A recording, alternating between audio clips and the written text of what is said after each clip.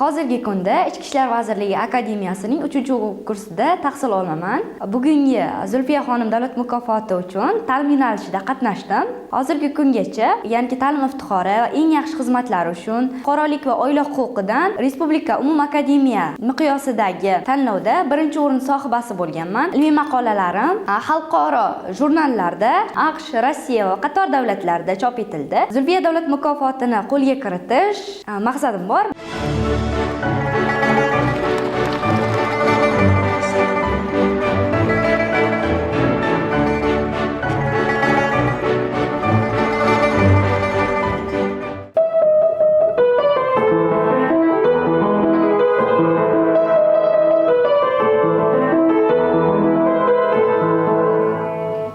Assalomu alaykum, men Tohir va Mushtari Bonu, Zulfiya xonim qizlari tuman bosqichida fortepiano yo'nalishi bo'yicha qatnashdim.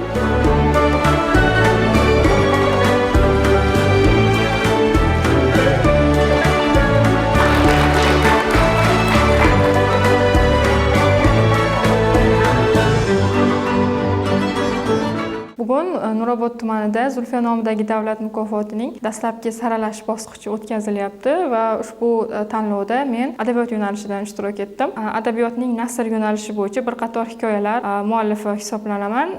2021-yilda Shu'la nomli qissam birinchi kitobim loyihasi doirasida O'zbekiston Yozuvchilar uyushmasi tomonidan 5000 nusxada chop etilgan. Baland bo'l. Tog'lar viqoringda aksini ko'rsin. Daryolar chayilsin ko'nglingga oqib. Osmon olovlar isinsin qaynoq qoningdan, osmon nafas olsin ko'zingga boqib.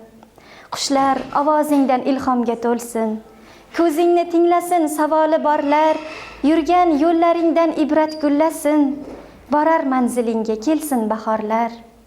Axir tomiringdan daryolar o'sdi, olamga andoza bo'lib yaralding, soyang asriy zulmat yo'lini to'sdi.